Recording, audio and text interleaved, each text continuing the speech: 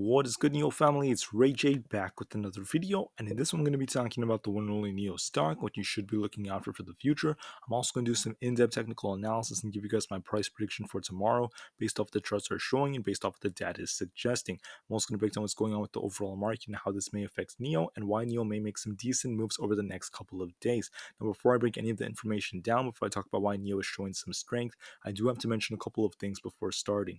Firstly, I'm not a financial planner. Don't take any of this as financial advice whatsoever. And also, if you guys can, please smash the like button if you want to see more videos like this. Not only benefits me, it benefits the entire NIO community as a whole.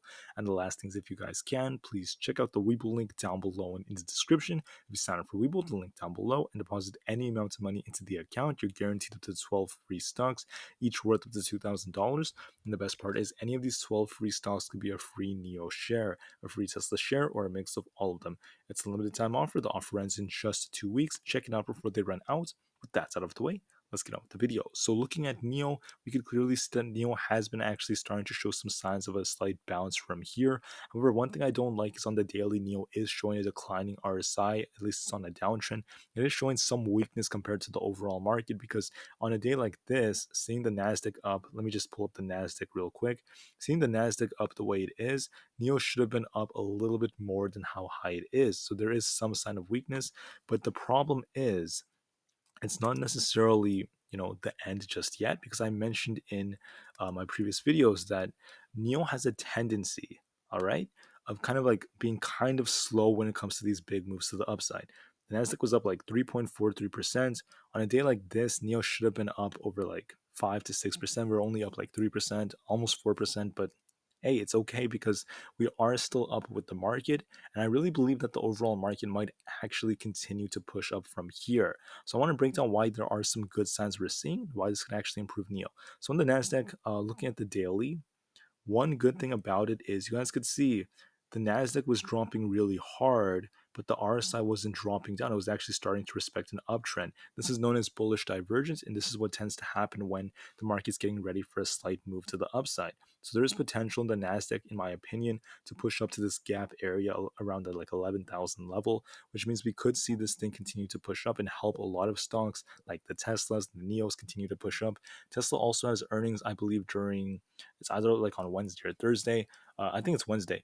Tesla has earnings in the after hours, so that it also could help a lot of EVs push up together because they do have a tendency of moving very collectively. What else is interesting is going down. Let me figure out where I put the SPY chart. I sometimes mix up my charts. I'm sorry about that, guys. But anyways, looking at SPY on the daily, all right, SPY came down super hard. This was when we had the latest CPI report that came out. SPY pushed up, it came down very hard. What did the RSI do? It came up, but it did not crash down. Instead, it actually made a higher low, which is once again bullish divergence and a sign we are going to push up from here. Now, even though the market's not looking in the best of states overall because of the economy, for the short term, for the next couple of days, if you look at NIO's latest candle, this is a pretty decent sign that NIO could get a nice push from here. Now, I do believe that if the market pushes up, this could help NIO. We have seen very similar setups in the past to this one, so I'm hoping we actually get a pretty nice move. So as far as NIO goes, all right, NIO might be a little bit late to the party, which is what it tends to do. I noticed a pattern where the market like pushes up, and then the next day, if the market pushes up, NIO will get the big break a little bit later. So if that is the pattern NIO is going to kind of like respect, and has the potential, in my opinion, to get a nice break to that 12.5, 12.6 level, which is where it actually went today. But I think we could break above that and actually approach the $13 level of resistance. I do believe NIO could retest 13. We may even hit the 13s going into tomorrow. And I think this because we are starting to see some nice signs in the market. The only problem with NIO is the RSI is not showing bullish divergence, so it's still looking kind of weak. But if we get the continuation, that would be a pretty good sign. Looking at the data, right here, the price-price ratio is pretty low. I'm hoping this starts to push up just a little bit for the short term. You guys can see the similarities between NIO and the SPY. Coming down right here, right here, you could see Tuesdays actually tend to be green days for NIO historically. So I'm hoping for another green day tomorrow. And then when you look at the data, you will notice that max pain's at $15, which is actually higher, significantly higher than where the price is right now, because we're barely in the low 12s. So I'm hoping to see NIO in the 13s very soon. Maybe by Friday we could get to the 14s. I'm hoping for that if we do see the temporary relief rally kind of like perpetuate. And if you look at the data, what tends to happen in as we approach like mid-October is the market tends to actually push up a bit, and we tend to actually get a big drop when we have these midterm election years. So this is what it's essentially looking like. I wouldn't be surprised if NIO does push up just a bit. I'm hoping it actually does that. And that's essentially what I'm seeing for this one. So I'm hoping that NIO gets a nice break above its resistance level, which is once again above that 12.6 level. Break above 12.6. Let me just adjust this. That's a little bit off. 12.6, 12.62. This thing has the potential then to break past $13. Break 13. Then this thing has the potential to, let me see, go to about that 13.35 level. Break past that, then $14 is very possible. So right now we have a lot of resistance to get past. I want to see this thing break above 12.5 to 12.6 tomorrow. Break past that, and I think we're going to be testing $13 pretty quickly. So I'm still more bullish than bearish, at least for the short term. I'm not saying that the market's like done crashing, but I do believe we are set for some relief just temporarily, given what the RSI is showing us. Now, as far as NIO goes, there's one more thing I want to show you on the daily.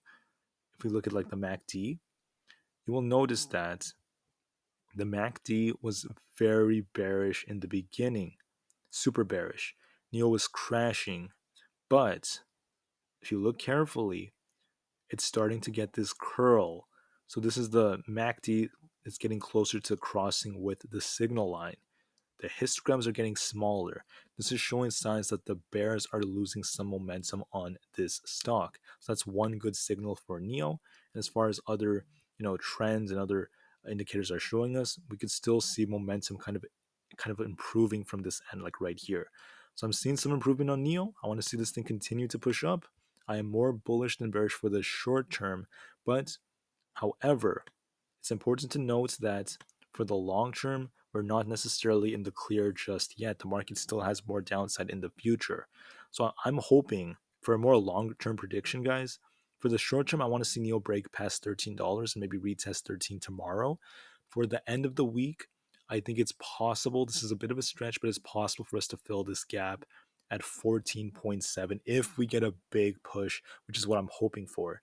And then for next week, in the weeks after, if earnings are not that good, if the market starts to show some weakness, we could see the big reversal and the real crash like really come when people least expect it. When is it going to come? In my opinion, it could come as soon as like near the end of October, but if that's not the case, we do have FOMC on the 2nd of November, so that could be the trigger as we approach it. Maybe after, we'll have to wait and see on that. But other than that, guys, that's what I have for this video. I just want to make it clear that for the short term, we could see NIO push up a bit. The market is likely going to push up. I'm more bullish than bearish for the short term, so I'm hoping we get a continuation. Thank you all for listening. Have a great rest of the day, and I'll see you guys in the next one. NIO to the moon, because the long-term future is still incredibly bright, and peace out.